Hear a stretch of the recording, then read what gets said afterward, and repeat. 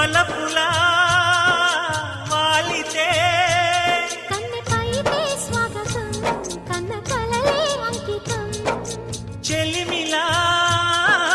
చేరితే పల్లెసీమే పావనం పిల్ల ప్రేమే వాయనం సింధూర పూలవాన నిన్ను నన్ను తడపని అందాల కోనలోన హాయి నీ గడపని కొత్తగున్న మత్తుగుంది మన జగం అది పడిన పెదవికేంటి అర్థం